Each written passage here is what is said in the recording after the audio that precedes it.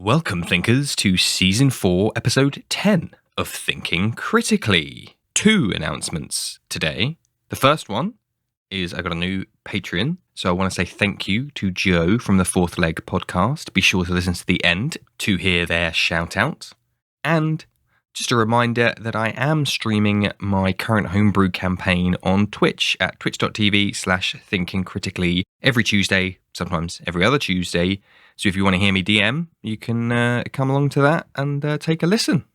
Otherwise, let's get on with the show.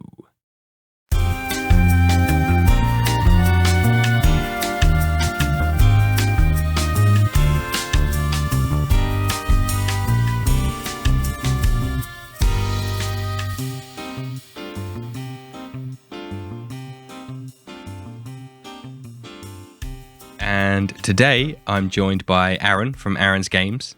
Thank you ever so much for joining us today, Aaron. Can you tell us a little bit about yourself? My pleasure. I'm Aaron. I run a channel/feed called Aaron's Games, purely because I like games. I had started a gaming channel way back when I used to run a film company, and I was like, I'll have a second channel just for gaming, and it never went anywhere. And then lockdown happened, and I was like, I'll do this again, because I've got not much else to do. So it's got actual play, it's got reviews, it's got previews, it's got all sorts of fun things. Quite a lot of Dead by Daylight videos on there, but yeah, a bit of everything, because I like playing games, and it's for sharing good times with the friends I've made. So yeah, that's me.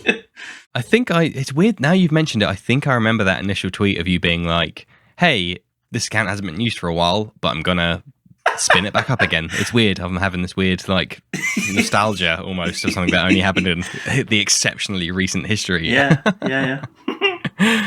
Anyway, today's topic is chaos, and in the spirit of chaos, this is the first episode ever when I have deliberately not made any notes. I'm trying to channel the chaotic energy here. I love it. So fingers crossed it's not just 50 minutes of dead air. Anyway, as today's topic is chaos, what does that mean to you, Aaron, in the D&D and wider TTRPG framework? I've come to realise that chaos is a major component of my games. Talking specifically about like the player characters that I have played, pretty much all of them have revolved around some element of chaos. There's 2 main ones which are very clearly chaotic bastards, as I like to call them. But I just really like. It's such a big subject, but I just really like the unexpected, and it's part of why I love D&D, is because it's the result of this massive equation. There's all these elements of this equation, like all the dice that you roll is another number, all these things add up, and there are literally billions and billions and billions of combinations of these things just from the dice. And then you have, 4 to 6 players on average around a table, and the DM, and each one of them's got an input, and all of that is a separate value in this equation. And it's just, it's as I say, it's why I love D&D, because it is so vast and impossible to predict in some ways. Like obviously you can prep a game and you can run a game and you have an idea of what happens where, but as any DM listening will know, your players aren't going to do that. Who knows what they're going to do?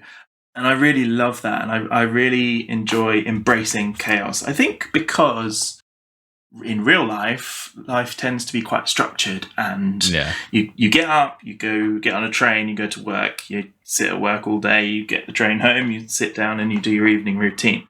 Structure, it's fine, but it's not particularly exciting at times. God, that makes me sound like really depressing, but that's not the point. No, not at all. When I game D&D or anything really, I just embrace the wonderful nonsense of chaos, and it's partly why I love being an improviser as well, because we never know what we're going to do or say or be asked for, and it's such a freeing thing to let go of the worry of, oh no, what am I going to say, what do I have to say, and just go with the flow. So yeah, chaos. That kind of sums everything, it up. absolutely everything. Yeah, in other words, yeah. I do like the point there about that. Obviously, there's so much discourse in the hobby around, and it goes through loops. You and I are both aware, especially Twitter will just go through cycles every 3 months. The same discussions will come up. Yeah. And one of those will be inevitably, railroading, sandbox, blah, blah, blah, blah, blah, blah, which are pretty by the by, and, each table to their own, and it's the same discussions over and over again. And it's ironic that those discussions happen at all, considering, as you just mentioned, the game is inherently chaotic, right? It's at literally by design at the whims of chance. Yeah, exactly. Yeah, which is the most chaotic thing at ever. It's Russian roulette. It's flip a coin. It's what this could go. It's in completely out of my control. So I do quite like that duality between. And obviously there are some things that are in people's controls, but it's inherently, the moment you roll that dice, that's it. It's not in anyone's hands anymore. And I can see why that is. I think you've articulated it very well. I think a lot of people struggle to say what keeps them coming back to the table. And it's maybe a compelling story. It's maybe to sword on board, gain XP. But I think if we're probably being really true to ourselves, I think more people than might be able to admit it is that desire of just letting go in a way, and just being like, nothing matters anymore. I'm just having fun. There's no lines to learn. There's no barriers to entry. There's no responsibilities in a way, apart from the obvious stuff of like being a nice human being. I mean, it's literally baked into the title. Role-playing game. You are playing a role. You are forgetting yourself. Or, if you really get into it, you are forgetting yourself and taking on this new role. And you can do anything. You can be anyone. You can be a piece of bread that carries itself around with mage hand. You can, anything you want is possible. Obviously, DM approval, subject to status, and other terms and conditions apply. But it's that freedom of like, right, I'm not going to be Mr. Boring 9-to-5 daily work job. I'm going to be this exciting adventurer who can go and save an entire village or perhaps even the world.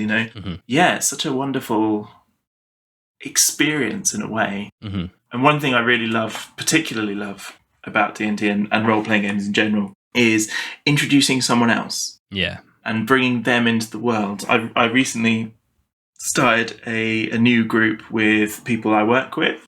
We just happened to get onto the conversation of D&D at one point, and one of them went, I'd love to learn D&D. And I was like, I'll teach you. And then everyone else around the table was like, hey, can we play? I was like, hell yeah, you can play. So we put together this group, and I told them when we were starting up that people who don't know the game and haven't fallen into those like tropes, because there are anchoring points and there are common factors that do come up a lot, etc. But when people are just that new to the game, the possibilities are incredible. Like I think it was something like the fourth, maybe the fifth time I've run the opening of Lost Mines of Phandelver.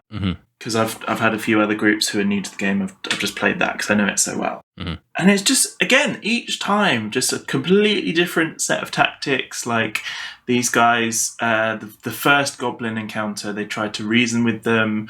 One of them realised he could speak goblin and spoke goblin to them. And that's the first group I've ever had that tried that. And it's just, I love it. It's just the same story, 5 different ways. And infinite possibilities beyond that. So yeah, it's such a vast experience, and you can't possibly confer that on someone else. There's people who go, D&D's for nerds, fuck that, and have that very closed off attitude to it. But when you're through that door and you realise that the scope of what you can do, I don't think there's any feeling like it. I really don't. I know that's cheesy, but honestly, it's like how else do you classify it? Really? Have you watched It's Always Sunny in Philadelphia? I've seen some of it. Yeah, I think I'm about halfway through series 2. Oh, okay. Well, you've got lots of good stuff to look forward to. But an episode in the later season, what you've just described reminds me. There's an episode in the later season when they're at a convenience store and a robber comes in and holds up the store owner or whatever behind the counter, Mm. and they all. The point of the episode is they all have these fantasies about, it goes into each one of their heads one by one and goes into their fantasies about how they act in that situation. So Sure. Mac turns into like Karate King and like fights off. He's like, oh, it's the triads that have come in, and he fights off all these guys, and then Charlie saves the day and wins the girl and all this other stuff. But that it's the same premise, but each go on these like wildly different tangents, and that reminded me of what you've just described. Like, it's the same story but told in 5 different ways. That is the exact same thing, which is unique to the medium, I think. I mean, yes, you've got your Mass Effects and Dragon Ages, but did you punch the reporter in Mass Effect, yes or no? Oh, okay, we've now reached the end of of how unique those stories can be. I mean, I'm being facetious. I'm doing it a disservice. Mass Effect is one of my favorite franchises of all time, but still, it is inherently limited. That is the essence of it, isn't it? Like, even the most sprawling video game worlds will still have a limit on scripts. Like, you'll have a set number of options that are available, and you can use those options in lots of different ways, blah, blah, blah. But it's still just restricted by that world, whereas D&D is just not. The only restriction is what the players can come up with and what the DM can roll with. And, obviously there's lines and veils and things like that, but sure, it's just infinite possibility. I know I keep repeating the same thing, but anything can happen. And that's one of the key things I try and get across to people when they don't understand or don't appreciate the game, is that it's not just nerds with dice. Yeah. Okay, that is a lot of it. But it's not just that. It is this world where you can do anything. Whatever you choose to do, the DM, if they're worth their salt, will have a reaction. They might need to go, okay, give me 15 minutes. I need to prepare a battle map. But, they will just roll with it, and the world changes based on the actions of the players. And I just, it's just... every time I think about it and stop and analyze what it is that I love about D&D so much, I get into this mindset of the impossible scope of possibility.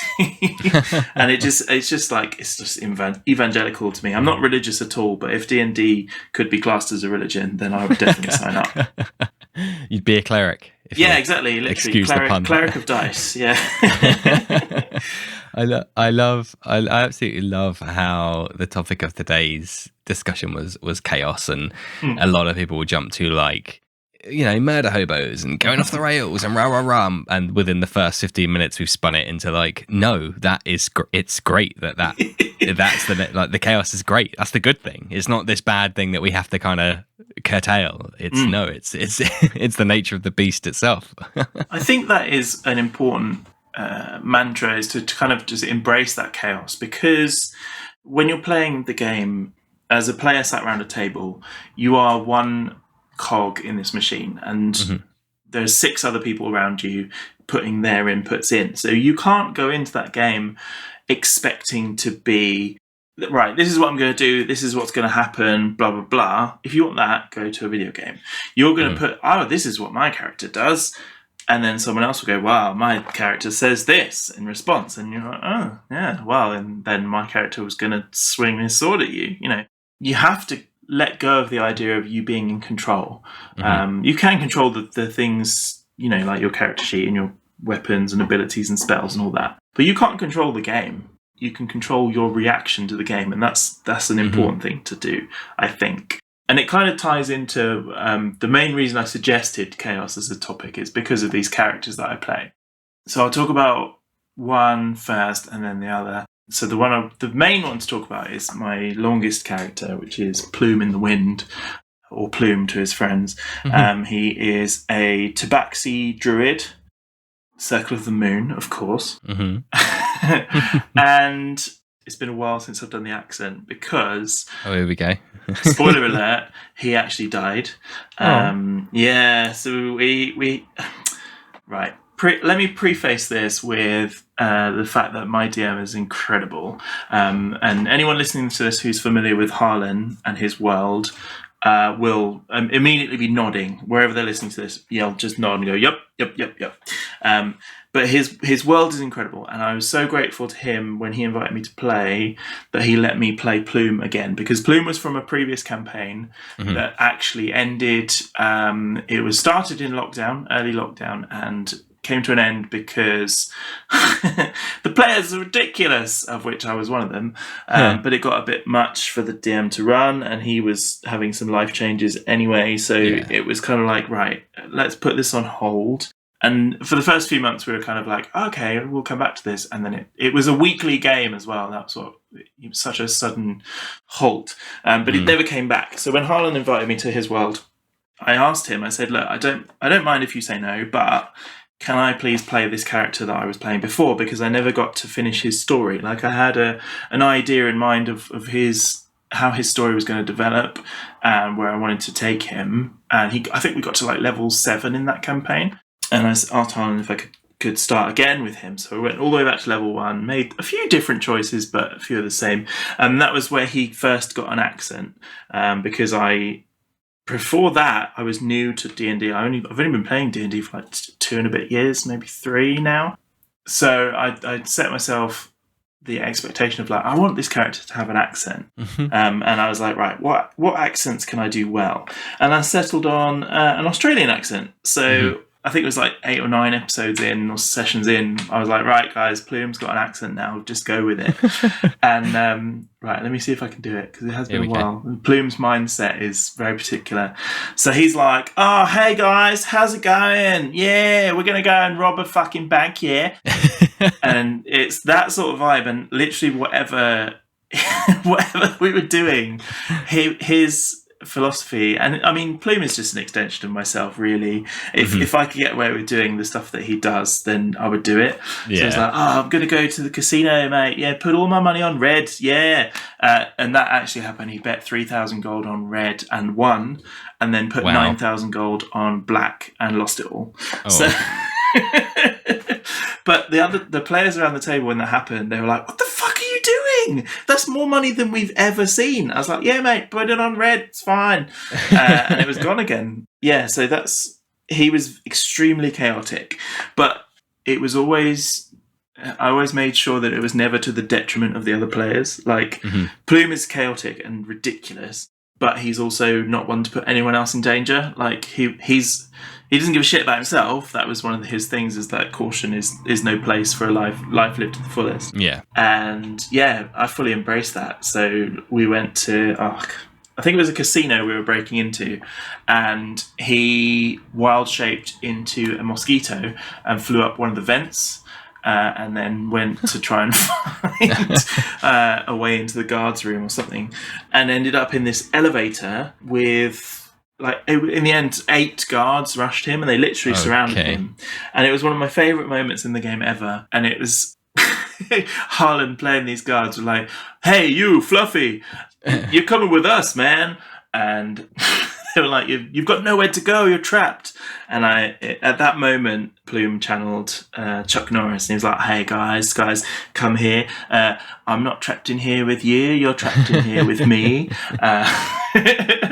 And the guards were like, oh yeah, but there's 8 of us. And Plume was like, yeah, I know, I'm just trying to be a bit brave, because I'm shitting myself. So if you could just go with the line, that'd be really great. You're going to kill me in a moment. As it happens, his friends caught up and managed to wade into the fight. But yeah, he's a shitbag, but I love him so much. This crazy druid, one of his favourite tactics was to cast Conjure Animals, summon 2 tigers, and then become a 3rd tiger himself, and just have this triple tiger fighting. So much fun. And he would go running around cities and climbing buildings, and he got stuck up a chimney once, so it was very funny. He was like, I'm going to run up that building, mate, just wait here. And then he got to the top, and he's like, oh shit, it's a bit high. Meow, meow. And then one of the other players launched themselves up to rescue him. Oh. But they got given a sea ship, and I don't think it was all Plume's idea, but he definitely encouraged it. They ended up putting a giant wooden dick on the front. You know where you normally have a mermaid on the front of a ship? Yeah. There's a name for that thing, but yeah. Yeah, figurehead, I think it is. Yes, yeah. we decided, I should say, to put a giant wooden penis on the front. Yeah, which is totally fair enough. I can get behind that. And unfortunately, we out on the sea, we came across this dragon turtle, and Plume, being Plume, jumped into the water to give chase and turned into a shark and swam up to the turtle. The turtle immediately obliterated the shark, leaving Plume floundering in the water right there. He had the option, because he had just, I think was it level 8, you get flying creatures? I was thinking of turning him into a giant eagle, but I was like, nah, Plume wouldn't do that. He'd stay and fight. And yeah, he got killed by a dragon turtle. And Oh, no. it was like, it's weird, because I said to Harlan, don't pull your punches, man. If Plume's dickery gets him killed, then that's absolutely the way the game should go. And he was like, no, you'll be fine. And I was like, okay, well, just letting you know, if you want to throw shit at us, then you can throw shit at us. And I don't regret saying that. But even so, like, I'd never experienced like losing a character like that. And it was heartbreaking, because I do love Plume, and he will always be my favourite because he was my first. And then Harlan was like, okay, well, he did some Deus Ex Machina to end the fight and end the session. And then we came back the next week, and he was like, right, we're gonna have a funeral for Plume. That episode, we've recorded all these episodes, and we're going to release them at some point when we get streaming. But that episode is called Plumeral, which I'm very proud of. That's great. I love a good pun. Bit of gallows humor. But like, Harlan had this NPC read this like 4-page speech, and I was destroyed. I was sitting at my desk. I had to mute the mic, turn off my camera, because I was in floods of tears, and I was just like, I loved it, in that, you know, there's this massive impact of this character, but God, that hit me in the heart. So yeah, it was his chaos which was the end of him. But I think he was doing it in the sake of his friends. Yeah, live by the chaos, die by the chaos. Exactly. And then I play in between him and my current character. I played the Death Cleric, just because I like the idea of exploring that a bit more, following Plume leaving. This kind of cleric just shuffled up and was at the funeral, so I took over with him. But he wasn't really for me, and a lot of the stuff that I was doing was very similar to what another player's character was doing. And I'm all about not having people doing the same shit. Yeah, exactly. Because if we're both trying to do that, then it's not exciting for either of us.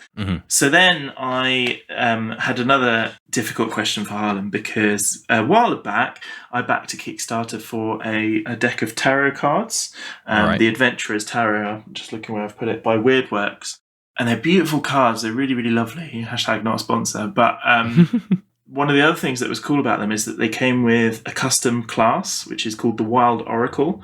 And they use these cards to draw, and that determines what power you use. And I should say this at this point as well, I'm a huge fan of the Deck of Many Things. I fucking love the Deck of Many Things, and I put it in my games as much as I physically can. Not like all the time, but you know, where appropriate. But I love the Deck of Many Things, because I love seeing people squirm when they decide whether to choose or not. And then secondly, I love the absolute raw chaos that occurs when suddenly 50,000 gold worth of gems fall out of the sky, you know? So I love that. And when this Wild Oracle class came out, I was like, right, I need to find a way to play this character somehow and create a character. So I made this new guy called Xander Grimm. He's a skeleton, because I don't like to do anything normal. That's boring. So he's this talking skeleton, and he has an accent as well. So let me just get into that as well. He talks like this. He's kind of like a mix of Nadia and Laszlo from What We Do in the Shadows, but also a little bit of Strahd, because all of my NPCs, when I'm running Curse of Strahd, they talk like this, and I'm so used to doing the accent. So Xander has this accent, and he tends to talk about his physical limitations. We've had very many philosophical conversations about the fact that he cannot eat, cannot breathe, cannot drink, has no testicles, doesn't have boobs, you can see through him, he has no expression, all that sort of thing. And like I say, he draws his power from these cards, and it's hilarious fun because one of his abilities is that he can scry, so I can see the first 4 cards or whatever and put them in an order. But beyond that, he just generally doesn't really know what's going to happen. And I, like, literally in terms of embracing chaos, I went from Plume, Chaotic Soul, to Xander, who is literal chaos. Like, the chance of whatever. And the cards are, like, the stuff they can do. So there's one which is you get unlimited use of Sorcerer's Tides of Chaos. So you can change any roll, but you have to roll on the Wild Magic table to do it. I love the Wild Magic table as well. Guess what? I guess you couldn't have predicted that, eh? And there's also one which I think is just fucking brilliant. And I think it's like... Oh, I can't remember the actual card. But it's... the description is, you turn into a tree. Okay. And you can then throw apples at people as an action. You make a ranged spell attack to throw an apple, and you have 150 hit points, and you revert when you die. Wow, and you're tanky. There's no time limit or anything. It just, you're a tree. That's it until you get killed. And I love it. And it happened. We had a crossover game with one of Harlan's other groups where we were in a race, like an air race.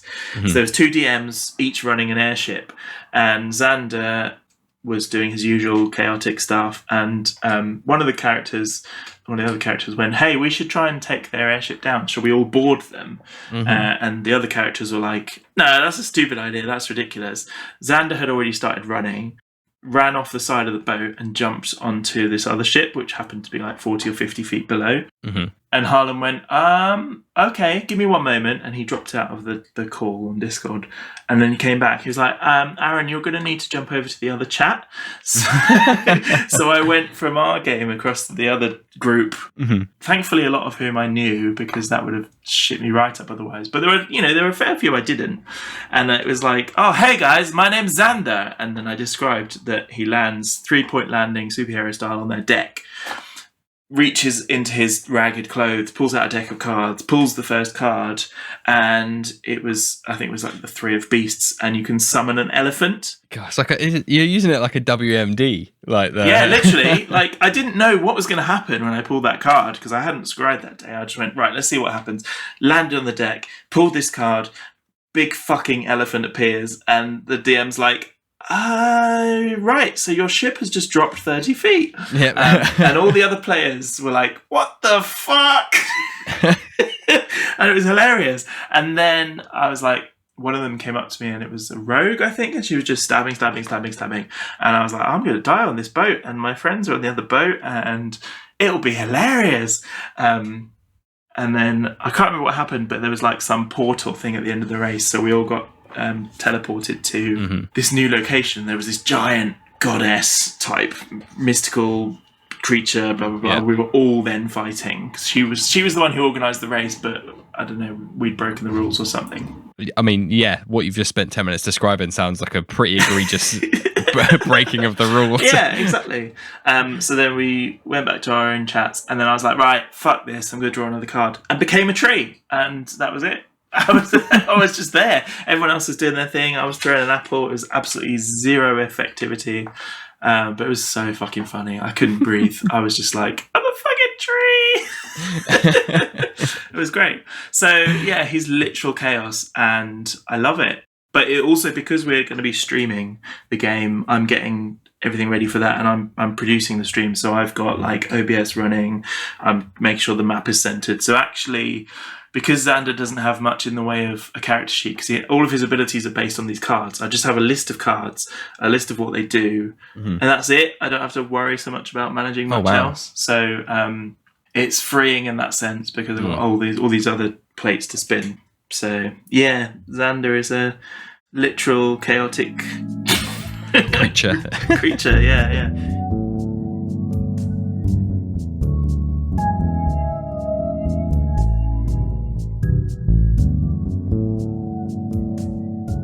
Let me get your advice then, because with different types of characters and their different personalities and how they approach things and whatnot, there is obviously a huge variation there. Sure. You can have your stoic fighters and paladins who are very lawful good or lawful neutral and do everything by the book and this, that, and the other, all the way up to the characters that you tend to play. And again, there's inherently some friction there between those two. So as someone with the experiences yourself, what tips or what kind of approaches to that chaotic energy have you found that still pushes the game forward but doesn't make that friction awkward or make that friction uncomfortable for other players? It's a fine line, I found. There's sure. It's very easy to just be like, whoops, I'm gonna fly into the sun or make the world explode. Lol, isn't that fun? And then you've got 5 people sitting around the table that are like, that's not fun. Fuck you, man. Yeah. So Exactly. where's that line? How do you find that line, and how do you dance around it while keeping everybody entertained? It's such a crucial line as well, and it's a great topic for us to talk about. It is about having that understanding. I think I'm very lucky in the group that we have.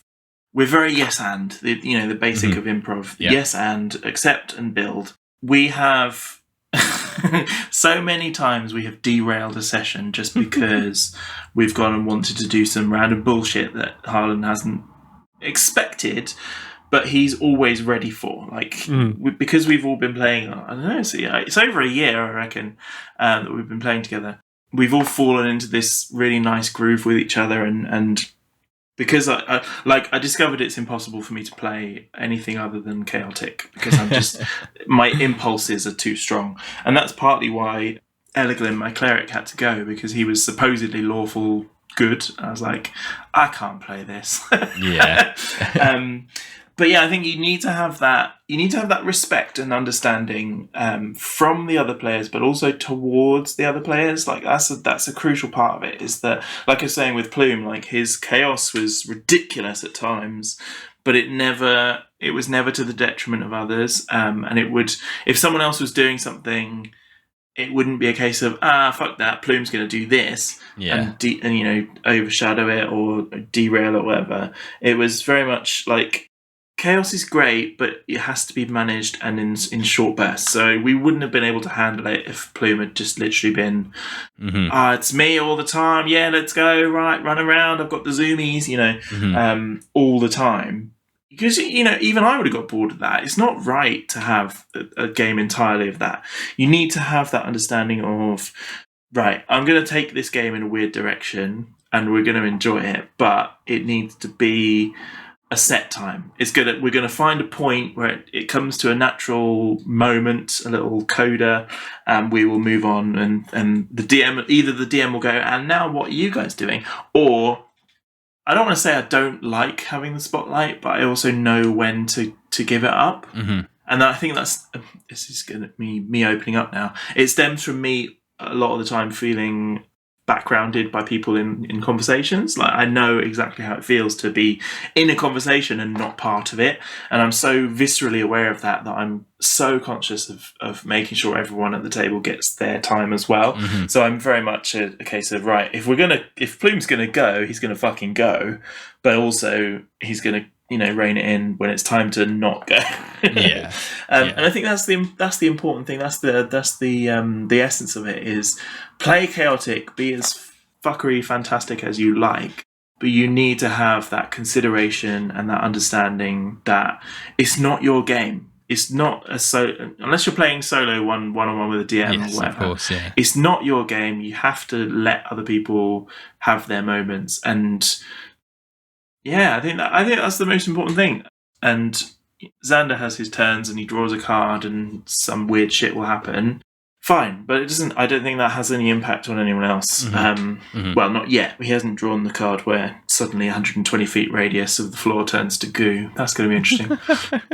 But I think that because of the table that we have, the other players would love that, and I wouldn't have dreamed of doing what I'm doing with Xander if it wasn't that sort of table. Like, the understanding of what the expectations are on a table is so important. You have to take stock of the type of game you're playing. Yeah, absolutely. I've got a bit of a conflict in my Curse of Strahd game, because some of the players, myself included, are deeply invested in the story and loving the darkness and the horrible nature of the world, etc.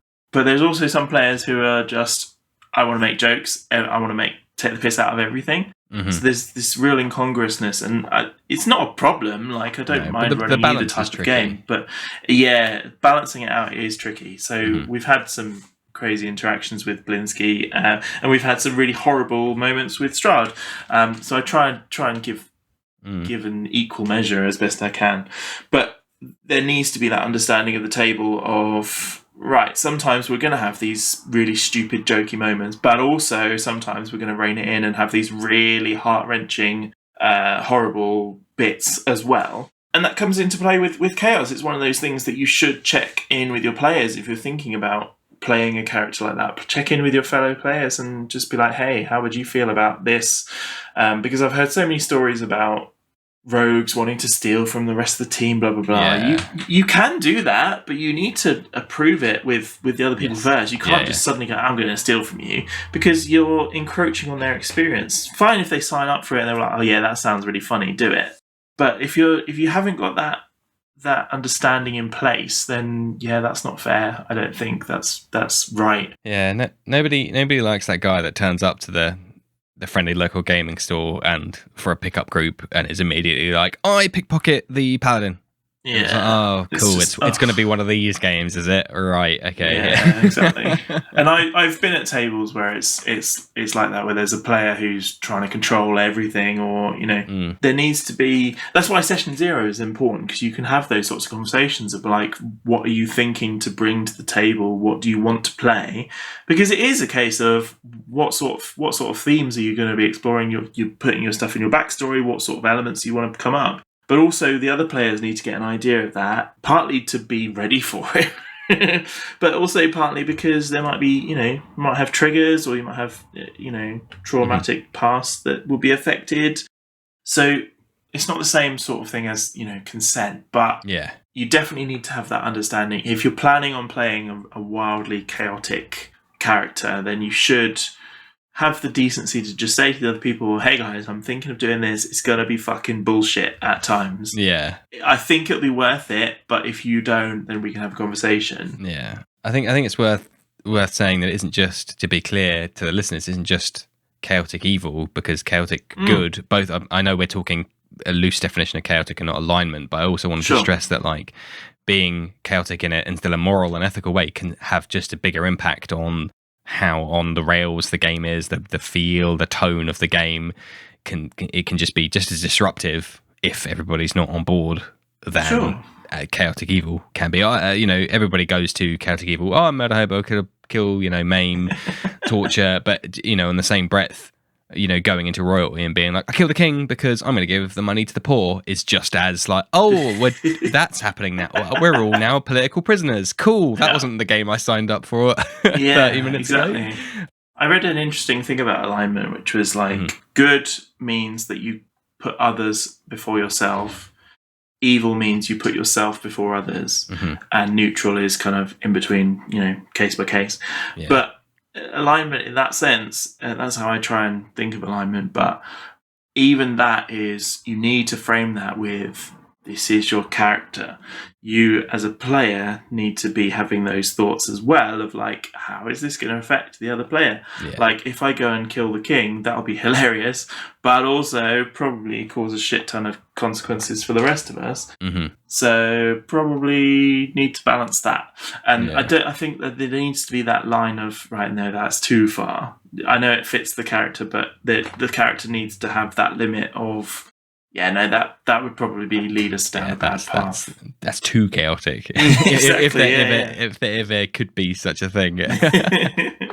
I ran a game once before I got into the swing of things, my current campaign, for a bunch of younger players playing their first TTRPG. And I want to preface this with, I think a lot of the thing I'm about to describe was from that, new experience, new hobby, that newfound enthusiasm. But one player in particular was very much like, the world is my oyster and I'm just gonna do wild things. And my style of DMing is very much congruent, verisimilitude, like things have to happen logically and make sense in my opinion, part of my job as the DM in my games, at least, is to make there has to be some laws of the universe, be they physical, don't kill people because you'll get arrested, or scientific laws that gravity exists, that I have to maintain those things, apart from when spells obviously put a middle finger up to things like that. But so he was like, honestly, it's been so long ago, I can't remember the finer details, but long story short is there was some altercation with a typical fantasy blacksmith, clanging away at the anvil. There was some altercation, I think, with another player, to be honest, but it kind of, he was like, I shoot a fireball at that player. Okay, if we're going to do that, roll to hit. It missed quite badly, so it hit, the other player was inside the blacksmith's studio at this point. Okay, well, you've set fire to like the spear shafts that he hasn't affixed the tips to yet. I'm like, well, the blacksmith is rightly pissed with you because you're starting to burn down his livelihood, and the player was visibly disgruntled that I was being like, well, you're kind of ruining this guy's life, so he's quite annoyed with you. And the guy's like, well, didn't want to, this, that, and the other, and blah, blah, blah. And then they got a bit, unhappy about it. And yes, absolutely, almost definitely there was probably more effective ways to handle that. But that was probably the first serious game that I was ever DMing. I love the DM's role of, you tell me what you want to happen and I will tell you the results. Mm-hmm. That's what I love. And I've had similar experiences with my players. Like most recently in Strahd, they met Esmeralda. Mm-hmm. They just burgled her wagon. She turned up injured from a fight at the castle. And the player's reaction was, who the fuck are you? And Esmeralda was like, what are you doing at my wagon? Who the fuck are you guys? Yeah. And most of them got really like het up about it. Like, why the fuck is this person being so rude? Fuck this person. Yeah. And it was really weird because they were like, oh, we don't want to bother with this person because they're being so rude. And I was like, you guys are talking like shit to this person. What do you expect she's going to be like? Yeah. And I had to keep saying, she's bleeding. She's visibly shaking. She's bruised all over. She's clearly wounded. Mm-hmm. And she doesn't know who you are. that happens a lot. Like that. I don't know what happens. As soon as you sit on the other side of the screen, it's like that in my game, that happens a lot. I'm like, guys, you're in this person's house. Yeah. And they're like, yeah, well, what are you doing in your house? And I'm like, hang on, that's the thing you've just said doesn't make any sense. Like, I'm going to go to the shopkeeper and ask him if I can have this thing for half the price. And I'm like, yeah, he's angry. And they're like, what the fuck? Why is he angry? How dare you? They're like, you're indignant. Undermining his business model. Like, geez, what do you expect? And I do really like it, but I also, I see myself as like, this is... it's the benefit of being able to see it from the DM side. Absolutely, yeah. I'm just like, what do you expect? Like, seriously, if you set a house on fire, the house is going to burn down. Yep. That was another thing they were surprised about when someone cast a fireball in a library, and then a few minutes later, the house was on fire and then burnt to ashes. Like, seriously, what did you expect? I know this is a world of magic and blah, blah, blah, but if you set up an explosion in a library full of paper, there's going to be a fire. yeah. I mean, and I've been that player as well. I don't want to be high and mighty, but I've absolutely been the receiving end of like, oh, you're going to do that thing in this situation, and I've gone, no, that's a fair point. Actually, I'll rescind that suggestion that I've just made because I didn't have my brain plugged in. Yep. The classic. Are you sure? Yeah. Have it just run by the context by yourself once more, will you, for me, please, if you could, just quickly. Yeah.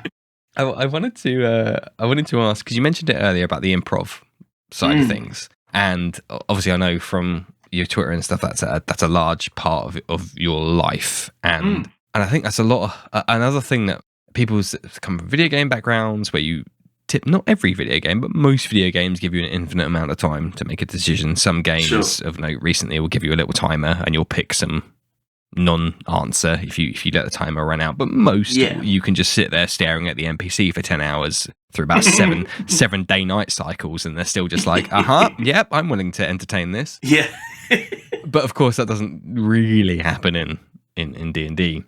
So I was kind of getting at, like, how much of D&D or your TTRPG of choice is what would be considered traditional improvisation? Because I get the impression that most people, like, if I ask my players, do you see yourself as improvisational actors or comedians? They go, oh, no.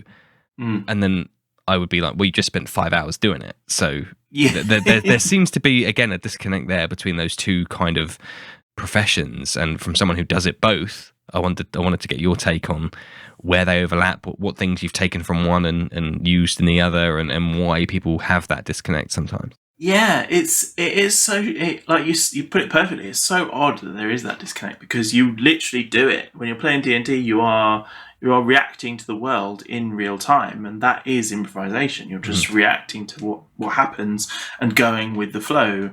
You don't have the opportunity to say, oh no, I don't go into that building anymore, because you've done it. And a lot of the groups I've played with have been they've had a lot of actors in, because I've got a lot of actor friends. And it's wonderful because they take it to their normal actory type. I'm going to be this character, and they put so much detail into it. But it's still improvisation at the end of the day. You've built a set of criteria, but you're framing your reactions with those lines of code, if you like. But you're still making shit up on the spot, you know. And it, as much as you're not going to be there sitting there going, yes, and now I do this. You don't have that physical classic mantra of improvisation, but you are still taking what happens and building on it, because even in combat, you're reacting to a character swings a sword at you. Oh, okay, well then I'm going to swing my sword at him. You can't have a battle plan. You can have an idea, but you can't go, right, on this turn I'm going to do this. Because in that time, 5 other people are going to have had their turns, and the battlefield might be on fire now, you know? You have to be free thinking enough to roll with that. So it's interesting that people don't see that connection. I actually started improvising, like I'd always been, you know, I describe myself as a comedian because I like making people laugh. I like to say silly things at the right time and make jokes. And then I started doing improv and specifically focusing on, let's do it in a scene, let's perform and go with whatever happens. And that was before I started playing D&D. And then when the D&D happened, it kind of was already second nature, because I was so open to the idea of the unknown and again, that letting go of control, of like accepting that you are along for a journey somewhere and being ready to react to it in a certain way. Because in improvisation, you can have that. You can be playing a scene and you can be a character, and you have a guiding set of values in that character, which will dictate how they respond in that scene to whatever the other characters are saying. But you're still just suddenly creating something out of nowhere, just a different base. They're probably not going to be an orc, but like it's the same thing. So it's very interchangeable, and I think a lot of the time when people are new to D&D, there is that nervousness when you say to someone, "Oh, it's a role-playing game." They're a bit like, "Oh, I can't play a role," but like that. I think that confers a bit too much on it. Like, it's a role-playing game. You don't have to be an actor. You don't have to have an accent for your character. You don't have to speak as them. You can say, right, well, Plume now does this. He will cast this spell. You can just narrate and you're playing that role, but you're not playing it as in on a stage. You're playing it as you're playing the game. Yeah. So I think that's a lot. Some people can be intimidated by that. But every time, like the group that I've got at work, a couple of them are, ironically, for working in a theatre, their attitude is, no, I'm not a performer. And so we're still in the stage of them exploring their options with the characters, and they're not necessarily talking as their characters, they're talking on behalf of their characters at the moment, which is fine. That's how the game goes. Once you kind of I was the same when I first started playing with Plume. It was literally, okay, now he's going to do this, now he's going to do that. Whereas obviously towards the end of his arc, it was me just being him the whole time. And again, because of the table that we had that dialogue of, the players will just all react in character. Yeah. It's one of the things I love doing as a DM is just sitting back and letting the characters speak and plan or whatever. And I am very conscious of it when I'm watching Harlan's screen. I just love the way he kind of sits back in his chair and just takes in what we're doing, and it's wonderful. Yeah, so going back to the improvisation track, it is inherently, you are, in a way, training yourself to improvise. You're not setting out and going, right, I'm going to become an improviser. Yeah. But in playing the game, you are becoming an improviser. You might not see it as that ever, even after playing D&D for 10 years. Yeah. Probably there are some people who wouldn't describe themselves as improvisers, but sorry to inform you, dude, you're an improviser. You've been playing this game for 10 years, which didn't exist before you made it. Is it written down anywhere? No. You improvised it. That's what happened. There's no script. Yeah, which I think is the definition of it, improvisation. 100%, yeah. So it definitely helps if you've got that mindset already. If you're ready to let go before you play the game, then that will help. You'll drop into it a lot sooner. But I think the lure of that chaos is such a tantalizing lure. I don't think you can resist it for long. I'm starting to see it with these new guys now, is once you realize how free you are. We're playing on Sunday, and I cannot wait to see what they do next, because they're almost at the end of this cave, the first cave, and they cheered so loudly every time they killed something in the cave. They cheered, and they were fucking loving it. And I'm excited to see what they do, because they're getting into it, and they are letting go and embracing this freedom to be chaotic as fuck, but with these defined set of guidelines of character traits, bonds, flaws, whatever. And it essentially is an improvisation engine. That's what it is, D&D. If you strip away all the dragons and the shiny spells and things, underneath is a set of dice that all these numbers come together and create situations and scenarios, and I feel like this is a lovely summary. They just come together and create chaos. Boom, mic drop. Thank you. Unfortunately, we've got a couple of minutes left on the clock, so encore. I wanted to add, in all seriousness, you were talking about there about voices and stuff, and I did, just for the listeners' benefit, my game that regular listeners will know, like 79, 80 sessions in. Wow, almost the same as the number of episodes in this podcast, which is not definitely not planned. That's weird. It just suddenly hit me. But anyway, 5 guys now. It suddenly hit me. I don't think none of them do voices, and I think it's quite telling that I haven't really realised, because it's not really changed anything. So I'm the only one that does for the NPCs and stuff. If only for the very pragmatic effect of just making them distinct, so it's easy to remember who they are. That's like literally that's it. Is otherwise there's no other benefit. So for those players out there who are like, oh gosh, I feel like I have to do these fantastic voices that Aaron's displayed for us on this show. You do not, because my guys of like 3 years of a campaign don't. And I think that's another barrier as well, that some people, when they think role playing game, they think, oh fuck, I'm gonna have to have a character's voice. And I'm not gonna say that it's not a wonderful thing to do when you're having a conversation with people who it doesn't sound like them anymore. It is bloody wonderful, but it's not required. No. It's not a mandatory feature of the game. It's just it's just one of those possibilities that if you want to talk like this, you can talk like this. If you want to talk like, I can't do it now, but I can't go between them that quickly. But if you want to talk like a Romanian skeleton, then do it. And you'll have such a great time. But that's not saying you won't have a great time if you don't. Absolutely. If you just talk as yourself, you're still this other person. Absolutely. Is there anything you wanted to talk about that we haven't quite hit yet? Now, bear in mind, I don't have any notes, so I've got nothing to catch us. You're an improviser.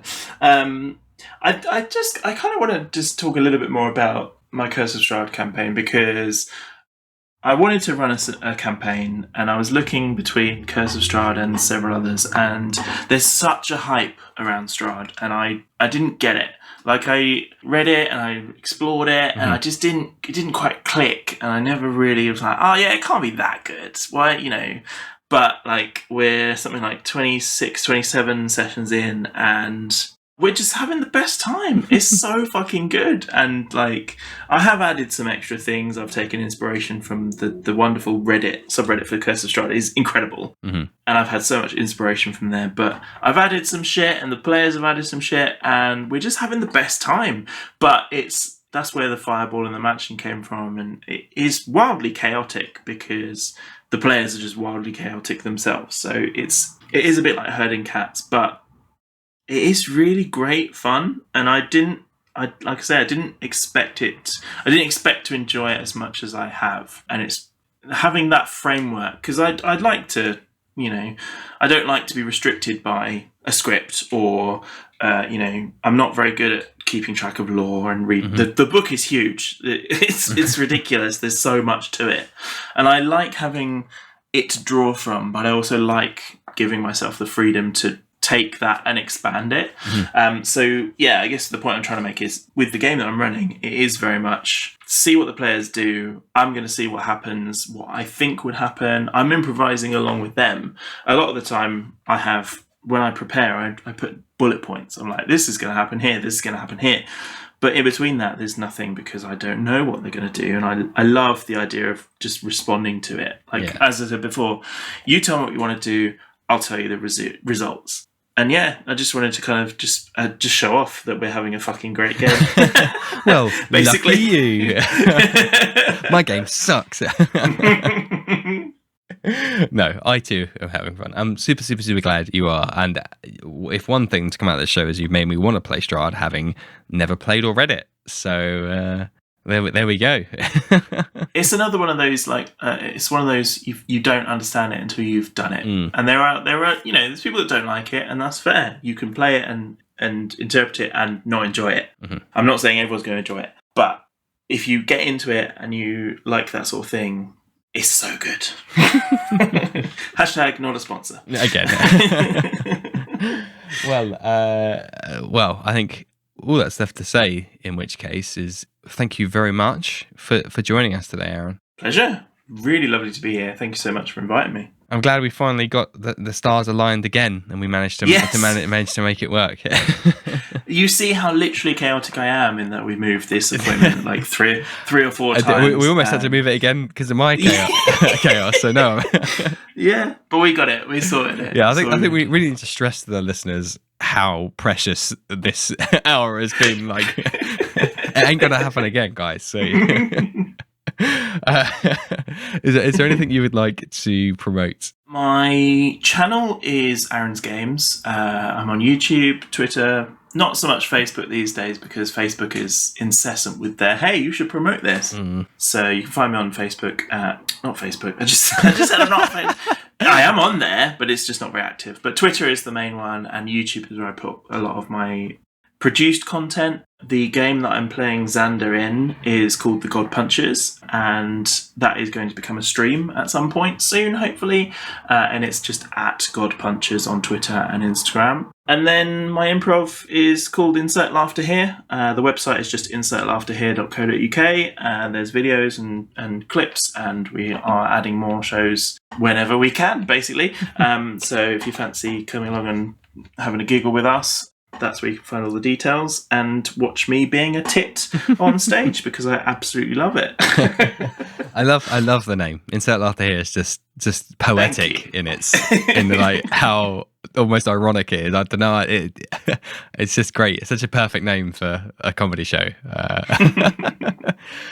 So yeah, one final thank you to Aaron. Thank you to all the listeners. I hope you've enjoyed this. I mean, I'm glad I've somehow managed to get through an episode without notes. This is my you've just witnessed me throwing off the shackles and being done it. That liberation we opened the episode with. Exactly. Woohoo! So thank you all for listening. As usual, all the links will be in the episode description, and I would encourage you to check all of them out. Aaron is constantly producing very interesting and engaging content, especially on Twitter, not Facebook, but Twitter. Not Facebook. No. Arguably too much producing, some might say. Some might say, not me. It keeps me from going insane, so that's my excuse, and I'll stick to it. So I would encourage everyone to check them out. Otherwise, thank you all for listening, and good night. And now it's time for the Patreon shout-outs. Thank you to Joe from the Fourth Leg podcast. Again, 2-time guests of the show. And the Fourth Leg is a TTRPG podcast all about giving new GMs a leg to stand on. Please go and check them out at the Fourth Leg on Twitter. Thank you to Optional Rule, a 2-time guest of the show and a very insightful and knowledgeable source of information. Please check them out at www.optionalrule.com. Huge thank you to a great friend of the show, Matthew Perkins, who's out there making hilarious and educational Dungeons & Dragons content. Please go and check out his stuff at matthewperkins.net, where you can find links to all of his socials and all of his content, including his own Patreon, which I would very much encourage you to check out. Thank you to Matt Street at mpstreet88 on Twitter for supporting the show. If you need support running your personal or business schedule, head to virtualtimehustle.com or on Instagram to make that difference between should do and done. Boss it better with that essential time you've been searching for. If you would like to support what we do and get 4 shout-outs a month, head over to patreon.com/thinkingcritically, or you can just buy me a coffee at ko-fi.com/thinkingcritically